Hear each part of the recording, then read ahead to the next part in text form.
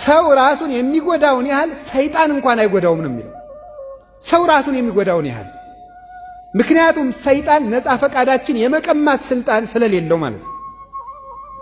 ሞት ወህይወት ውስጥ አይደልሳን ያለውን ባለቤቱ ስለዚህ ነው። ሰይጣን ሰዎችን አስገድዶ ኃጢአት የማሰራት ኃይል የለውም። ሰይጣን እንደ ነጋዴ ነው። እስኪ አስገድዶ የሚሸጥ ነጋዴ አለን? ማስታወቂያ መስራት ነው። ማስታወቂያ ይሰራል። ወይም አሁን መኪና የሚሸጡ ነጋዴዎች ወይም ሞባይል የሚሸጡ ነጋዴዎች ራቁቷን በምትሄድ ሴት ማስታወቂያ ይነግራሉ። በቴሌቪዥን ስልኩ ወይም መኪናው ከመምጣቱ በፊት መጀመሪያ ራቁቷን የሆነ ሴት ታልፋለች። እሷን ተከትለ አይነ ሲዞር ስልኩ ተከትሎ ይመጣል ማለት ነው። ወይም መኪናው ተከትሎ ይመጣል። ያማልሉሃል፣ ያባብሉሃል፣ ልብህን ይሰርቃሉ እንጂ ናግዛ ብለው ጆሮህን ይዞ የሚያስገዛ የለም። አንገትህን እየጎተተ የሚያሰክርህ ሰው የለም።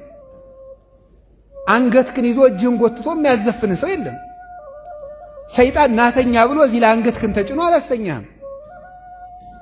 ማን ነው ታዲያ እንደዚህ የሚያደርገን ሳለ ራሳችን ነፃ ፈቃዳችን። ስለዚህ ነጋዴ ያቀርባል፣ አለመግዛት ስልጣን አለ። ነጋዴ ደግሞ እንድትገዛው ማስወደድ ይችላል። ሻይ የሚያፈሉ ሰዎች ውስጥ መጣድ እየቻሉ ውጭ ላይ ያጠዱታል። አንድ ቦታ ጠቧቸው ነው ይችላል። ሁለተኛ ሻዩ እንዲሸት ሊሆን ይችላል። አንተ ጓጉተህ እንድትገዛ ነው። በግድ ግን ግዛ አላለችም ሴትዮ። አጣፍታ ታቀርባለች። አንተ የራስህ ድርሻ ነው። ሰይጣን ኃጢአትን አጣፍጦ ያሳስባል እንጂ ኃጢአትን አስገድዶ የሚያሰራው ሰው የለም።